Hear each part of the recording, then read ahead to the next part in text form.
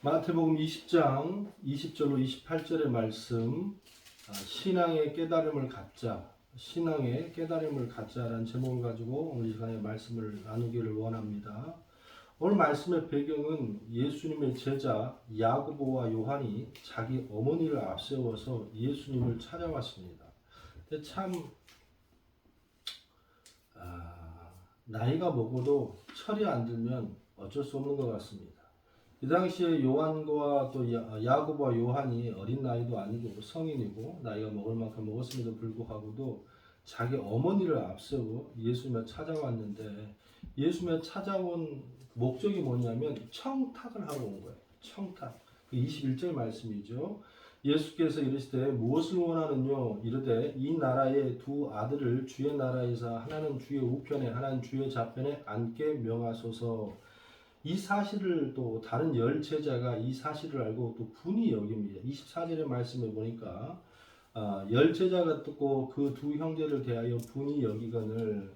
마태복음 20장쯤 되면 사실은 예수님이 꽤 인기가 많이 있어지는 시기가 되었어요. 많은 기적을 보이시고 또 병자들을 고치시고 또 인지도 굉장히 높았습니다. 그래서 이제 오병이어 사건이라든지 여러 가지 사건들이 벌어짐으로 말미암아 예수님이 이제 왕 돼야 되겠다, 이 나라에 정말 큰 능력 있는 권력자가 돼야 되겠다는 소문들이 퍼지고 다른 사람도 많을 때였습니다. 그래서 나름대로 이 제자들의 머릿속에 뭐가 있냐면 곧 우리 예수님께서 뭐가 되실 텐데, 이 나라의 지도자가 되실 텐데, 한 지도자가 되면 우리 사극 같은 거 보면 그런 거 있잖아요. 왕이 있으면 왕만 가지고서 나라를 다스릴 수 없잖아. 영의정도 있어야 되고 자의정도 있어야 되고 뭐 여러 가지 뭐 군사를 담당하는 사람도 있어야 될 것이고, 그런 시기가 올 거라는 거예요. 이제 예수님의 제자를 뽑아놓고 예수님께서는 정말 참된 제자를 키워내기를 바라는 마음을 가지고 그 제자를 데리고 벌써 몇 년을 데리고 돌아다녔는데, 이들의 머릿속에는 뭐가 있었냐면 이제 곧 예수님이 이 나라의 주권자가 되면 우리도 한 자리 차지할 수 있겠구나, 이 생각이 있었고, 이 생각을 요한과 야고보는 자기 부모한테 가서 어머니한테 얘기해서 우리 곧 예수님이 이래저래 해서 좀 이렇게 올라가실 것 같은데 좀 빨리 조치를 취해야 되지 않을까요? 그래서 일명 치맛바람이죠. 나이 먹은 이 아저씨들이 자기 어머니를 대동해서 지금 예수님한테 하나는 우편에 하나는 좌편에 가장 힘있고 능력 있는 자리로 앉혀주세요, 청탁하러 온 거예요. 청탁하러 온 거예요. 이게 말이 안 되는 소리잖아요. 근데 이 말씀 20절의 말씀에 보니까 그때에라고 되잖아요. 그때에. 이 그때가 무슨 때냐면 그 위에 말씀 17절, 18절, 19절 말씀에 보면 예수께서 예루살렘을 올라가려 하실 때에 12 제자를 따로 데리고 길에서 이르시되, 18절에 보니까 보라 우리가 예루살렘으로 올라가노니 인자가 대제사장들과 서기관들에게 넘겨짐에 그들이 죽이기로 결의하고 이방인들에게 넘겨주어 그를 조롱하며 채찍질하며 십자가에 못 박게 할 것이나 제3일에 살아. 예수님께서 구체적으로 뭐라는, 이제는 내가 죽어야 할 것이다, 십자가에 못 박혀야 될 것이다, 나는 그것 때문에 온 사람이다, 이런 얘기를 하고 있는 상황이에요. 내가 너희들의 진정한 메시아 구세주로 와야 된다, 온 사람이다, 이런 얘기를 하고 있는 그때에 가장 측근인 이 제자들은 뭐 하는 거예요? 전혀 들리지가 않는 겁니다. 그러니까 여전히 무엇인가 신앙의 깨달음도 없고 믿음에 대한 정체성도 없고, 여전히 예수님이 제자라고 예수님 밑에 따라가지고 말씀을 받는다고 하지만 세상의 가치관과 세상의 목표로만 여전히 따라가는 모습. 그래서 이제 곧 예수님이 왕 되면 이제 곧 서열 정리가 필요하겠다. 그래서 나는 내 형제 둘이는 가장 높은 자리에 올라가야 되겠다, 이 계획을 갖고 있는 거예요. 자, 그러면 이 두 제자만 그랬느냐? 이 모습을 보고 24절의 말씀에 보니까 어떻게 그 모습을 보고 열 제자가 듣고 그 두 형제에 대하여 어떻게 분이 여기거늘. 이 모습을 보면 10명의 제자도 조금 더 다르지 않은 걸 봐요. 왜 분하게 여깁니까? 자기들 내면에서도 인간적인 그런 마음이 있다 없다? 있다라는 거예요. 제가 오늘 말씀의 제목을 신앙의 깨달음을 갖자 그랬어요. 믿음을 갖는다는 거, 신앙을 갖는 건 축복입니다. 하지만 그 축복이 모든 신앙과 믿음의 끝은 아닙니다. 그때부터 우리는 자꾸만 말씀으로 더욱더 깨달아져야 되고 무엇인가 바뀌어야 되고 자꾸 정체성이 변화되지 않으면 그 신앙이 예수님 옆에 있는 그 제자라 할지라도 조금 더 달라지지 않고 엉뚱한 짓 하는 거예요. 이런 모습을 보면서 자기들끼리 자리 다툼하고 자기들끼리 권력 다툼하고 자기들끼리 먹을 것 다툼하고 그 모습을 예수님께서 책망을 하십니다. 그 책망한 내용이 25절, 26절, 27절의 말씀이에요. 말씀을 길게 할 수 없으니까 간단하게 요약하면 세상의 가치관, 세상의 논리로 보아서는 너희들이 싸우는 것이 지극히 정상이다, 정상이 아니다. 정상이다. 맞다. 높은 자리에 올라가는 거 중요하고 높은 곳에서 성공하는 모습을 보이는 거 중요하고 많은 돈을 갖고 오려고 노력하는 게 세상의 이치와 모습이고 정상이다. 그리고 어쩌면 너희들이 나를 등에 업고 이런 모습을 가지는 게 정상이다. 하지만 가장 중요한 오늘 말씀의 포인트가 26절에 나와 있는데 그게 뭐냐면 너희 중에는 그렇지 아니하나니. 할렐루야. 이게 신앙의 정체성이에요. 또 이 신앙의 깨달음이어야 됩니다. 맞습니다. 우리가 이 땅을 살아가면서 돈 많이 벌어야 돼요. 또 높은 자리에 올라가야 됩니다. 무슨 수를 쓰더라도 무엇인가 더 해야 합니다. 모 기업에서 어떤 사람은 그 기업의 이름을 내가 댈 수는 없지만 어떤 기업은 어떤 성향을 가진 사람만 뽑는다고 하더라고. 그 성향이 무엇이냐면 차고 올라가고 다른 사람을 무시하고 다른 사람을 쳐내려더라도 성과를 높이기 위하여서 최적화되는 사람들을 뽑는다고 하더라고요. 세상적으로 굉장히 못된 사람이죠. 어떻게 왜 못된 사람입니까? 이기적인 사람입니다. 굉장히 자기밖에 모르는 사람입니다. 하지만 기업의 입장에서는 그런 사람이 있어야 자기 회사만을 위하여서 자기의 어떤 욕구만을 위해서 살아가기 때문에 그 회사에 도움이 돼요, 안 돼요? 도움이 되겠지. 이게 세상의 가치관이에요. 하지만 우리는 조금 다르다는 거예요. 예수님께서는 너희 중에는 그렇지 않아야 하나니라 이 말씀은 세상이 그렇게 돌아가. 세상은 그렇게 사는 게 맞아. 잘 먹어야 되고 잘 살아야 되고 남은 뺏어야 되고 지금 이 자리에 좀 더 열심히 해가지고 다른 높이 올라가야 되고 그래서 먼저 자리를 차지하는 게 맞아. 하지만 믿음을 갖는 사람이라면 신앙을 갖고 있는 사람이라면 예수님의 옆에 있는 제자라면 그렇지 않아야 하나니. 할렐루야. 저는 이 말씀 속에 현재 크리스찬들이 실패하는 원인을 정확하게 찾습니다. 또한 저를 포함해서 이 자리에 앉아있는 모든 사람들 또한 성도들 또한 오늘 예배를 드리고 있는 많은 성도들이 실패할 수밖에 없고 세상에서 욕을 먹을 수밖에 없고 이제 이렇게까지 기독교가 힘이 없을 수밖에 없는 그 이유를 정확히 오늘 본문의 말씀의 이 배경에서 찾습니다. 자, 그러면 이 말씀 속에 우리 아름다운 교회가 또 성도들이 어떤 문제점을 갖고 있는가 또한 어떤 것 때문에 예수님은 이렇게 책망하셨는가. 그 첫 번째가 뭐냐면 세상과의 차별성에 실패했다는 거예요. 오늘 26절 말씀에 너희 중에는 그렇지 않아야 하나님 말씀 뭐냐면 예수님이 원하시는 것은 분명하게 나와 있어요. 뭐냐면 너희는 그들과 뭘 해야 돼? 달라야 한다. 예수님은 제자들에게 차별을 원하셨어요. 이러한 모습을 보고 어떤 성도들은 억울함을 호소합니다. 아니 세상 사람들은 예수 안 믿는 사람들은 자꾸 우리 보고 뭐라고 그러는데 뭐 기독교도 아니고 요즘에 뭐 개독교라는 표현을 쓰고 여러 가지 나쁜 표현을 써가면서 기독교를 무시하는데 이런 말을 함을 직접 본 적도 있어요. 우리가 강도를 저질렀습니까? 살인을 했습니까? 도둑질을 했습니까? 왜 맨날 교회를 욕하냐? 이러한 분들이 그들이 왜 비난을 받는지 초점을 잘못 알고 있는 거예요. 세상 사람들이 예수를 안 믿는 사람들이 우리를 비난하는 것은 예수를 믿는 사람들을 신앙을 비난하는 것은 세상들이 야유하는 것은 우리가 강도짓을 해서 비난하는 게 아닙니다. 우리가 살인해서 비난하는 게 아니에요. 그들이 우리의 비난의 핵심은 뭐냐면 딱 한 가지입니다. 그게 뭐냐면 왜 니들은 우리와 똑같이 살라고 해라고 하는 거예요. 어쩌면 이 설교를 듣고 있는 많은 성도님들이 오늘 이 설교 굉장히 부담스러울지도 몰라요. 왜? 한 번도 나는 저 세상에 세상과 차별하게 살아갈 마음을 갖고 있지 않고 생각하는 사람도 있어. 왜 그러냐면 대부분의 통계를 보니까 교회를 찾아오는 많은 사람들이 복음이나 또 그리스도의 어떤 영향력에 살기 보다도 뭐하기 위해서? 축복받기 위해서. 그렇다면 이 설교가 굉장히 거북해야 할 것이고 힘들었을지도 몰라요. 근데 세상 사람은 교회 다닌다고 그러면 좀 다르게 보거든. 그 이유가 뭐냐면 한국 교회 성도는 달랐기 때문에 그래요.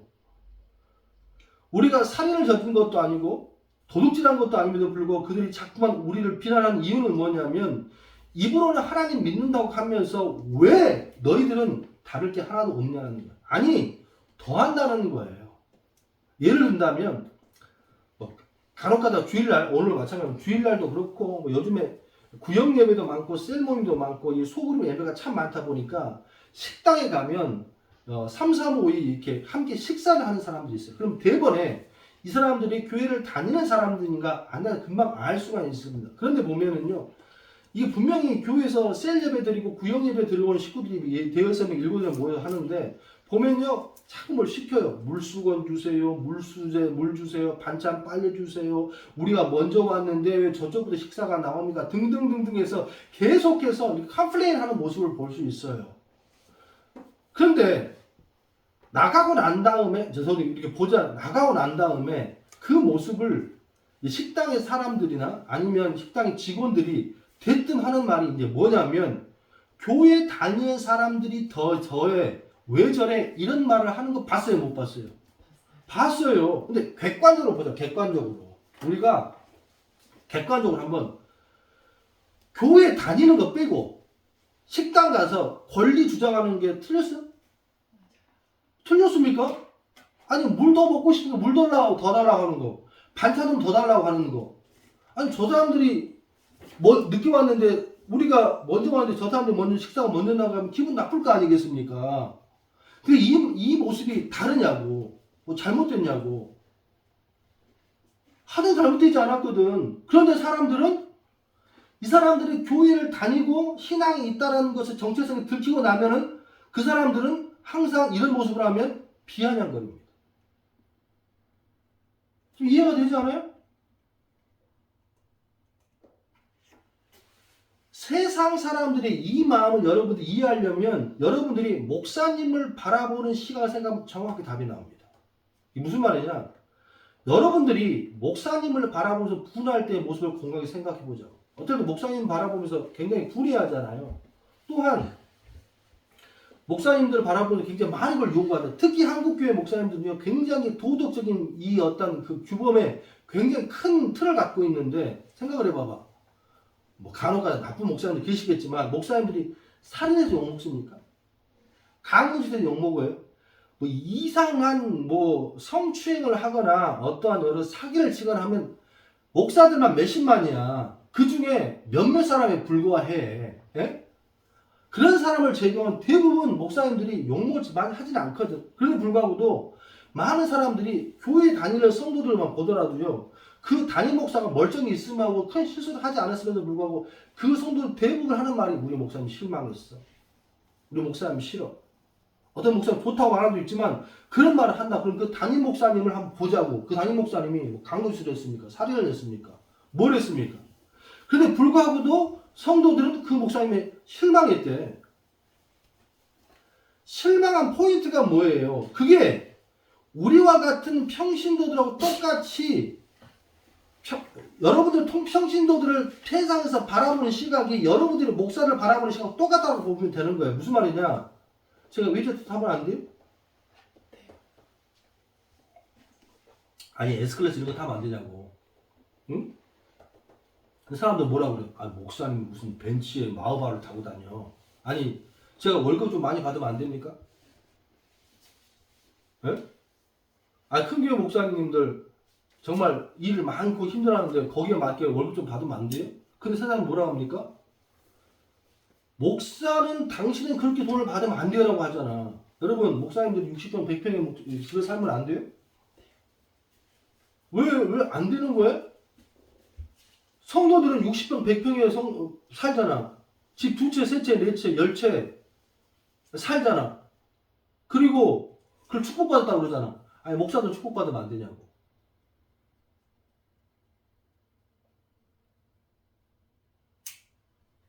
세상 사람들이 바라보는 시각이 여러분을 바라보는 시각과 똑같습니다. 무슨 말이냐? 여러분이 목회자를 바라보고 성직자를 바라봤을 때에 머릿속에 가장 먼저 자리매김하는 게 뭐냐면 당신은 우리와 달라야 되잖아요 라는 그 신앙의 프레임이 있어 없어? 있습니다. 근데 이게 맞습니다. 맞아요. 예수님께서도 온 그 두 제자의 모습을 보면서 아니 그럴 수 있잖아요. 좀 더 높이 올라갈 수 있잖아요. 그게 세상의 법칙이고 그래야 성공하는 것이니까. 예수님이 뭐라고 말? 예수님의 말씀의 정답에 너희 중에는 그렇지 않아요. 믿음을 갖고 있어? 신앙을 갖고 있어? 그러면 점점 내 가치관과 내 생각이 뭐 하는 거예요? 달라져야 돼. 달라진다는 건 뭐냐면 세상 사람들의 가치관, 물질관, 생각으로 여전히 사는 것이 아니라 뭐 하는 거예요? 그 모습들이 차별화돼야 된다.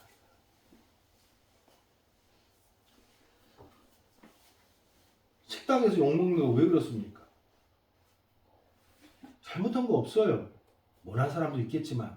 하지만 그들이 말하는 건 뭐냐면 너희들은 왜 우리와 똑같아? 저는 이걸 희망으로 봅니다. 무슨 말이냐?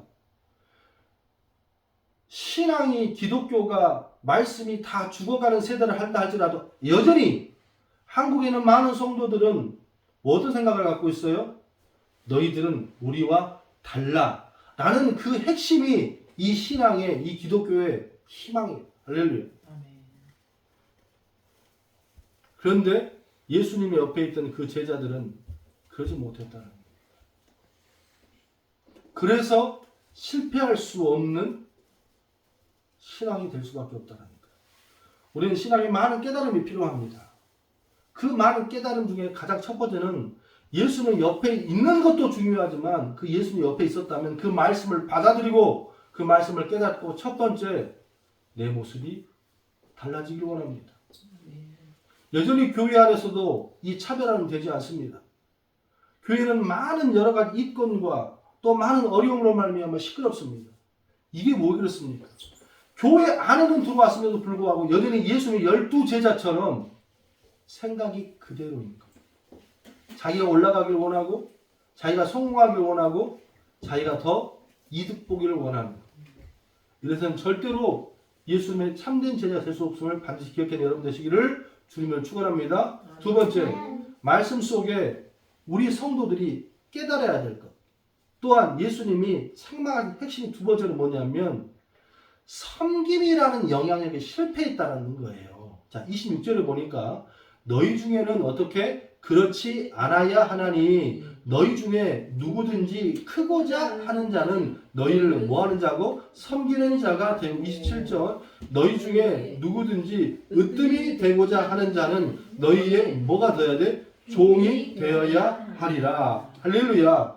섬김을 통한 영향력의 문제, 세상 사람들과 차별화되고 세상 사람들과 달라져야 되는데 그 달라지는 것으로 뭘 해야 되느냐? 그게 바로 섬길 수 있는 사람이 돼야 된다, 안 돼야 된다? 돼야 된다는 거야. 할렐루야.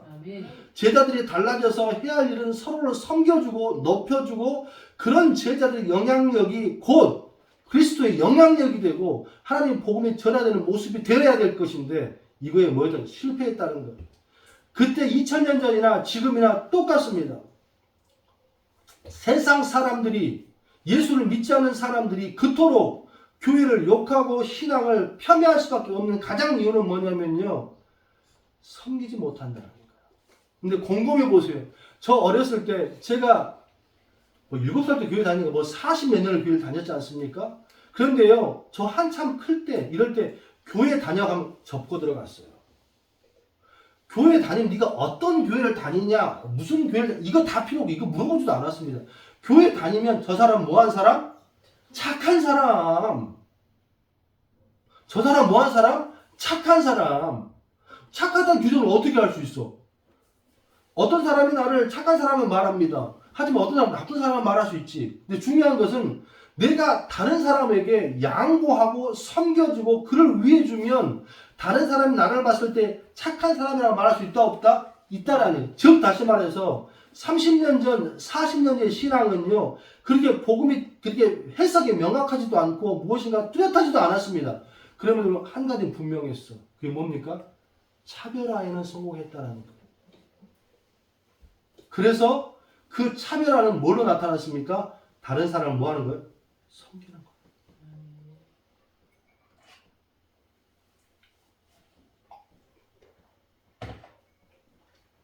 저는 오늘 말씀을 마무리하면서 마태복음 5장의 산상수훈의 모습을 봤습니다. 여러분, 산상수훈 하면 가장 먼저 떠오르는 게 뭐예요? 팔복 아닙니까? 팔복. 원래 원칙은 구복인데 복, 심령이 가난한 자는 복이 있나니 천국이 저희 것이며 복. 그래서 항상 이 산상수훈의 5장의 말씀의 시작을 보면 복으로 시작하는. 근데 여러분 있잖아요. 팔복의 말씀을 쭉 마무리하시면서 예수님께서 이 팔복을 받아야 되는 이유가 무엇인지를 5장 13절 설명하고 있거든. 같이 한번 읽어볼까요? 5장 13절 제가 하겠습니다. 시작. 너희는 세상의 소금이니 소금이 만일 그 맛을 읽으면 무엇으로 짜게 하리요? 후에는 아무 쓸데없어 다만 밖에 버려져 사람에게 밟힐 뿐이니라. 소금이다. 예수님 말하는 뭐예요? 빛이다 말씀하시는 거예요. 우리는 이 팔복의 복을 이런 의미로 봤습니다. 복을 받아서 할렐루야. 복을 받아서 나 잘 먹고 잘 살고 성공하고 이렇게 살기를 바라는 모습의 팔복을 연상하는. 근데 예수는 이 팔복을 받고 뭐라고 말씀하냐면 그 복을 받았다면 어떻게 하라는 거예요? 소금이 되라. 빛이 되라. 네 100억, 200억, 1000억 높은 자리에 올라가서 니만 잘 먹고 잘 사는 모습이 아니라 그 물질을 가지고 뭐하는 자가 되라. 예수님의 복음을 섬기는 자가 되라. 나누는 자가 되라. 또한 성공하는 자가 되라. 할렐루야. 우리는 신앙의 진정한 깨달음이 있어야 할 줄로 믿습니다. 그 신앙의 진정한 깨달음은 교회를 들어왔다면 그 교회에서 서서히 나의 계획들, 나의 이득들은 좀 제발 사라지고 그리스도가 원하시는 것이 무엇인지, 그 삶이 무엇인지 제발 물질에서 자유해 주시고 삶의 안목에서 자유해 주시고 사람들의 이목에서 자유해 주셔서 저 세상 사람들에게 다른 건 다 몰라도 황 목사는 달라, 다른 건 다 몰라도 김 집사는 달라, 다른 건 다 몰라도 저 권사님은 믿을 수 있어 라는 평가를 받는 그런 축복된 인생 되기를 주님의 이름으로 축원합니다.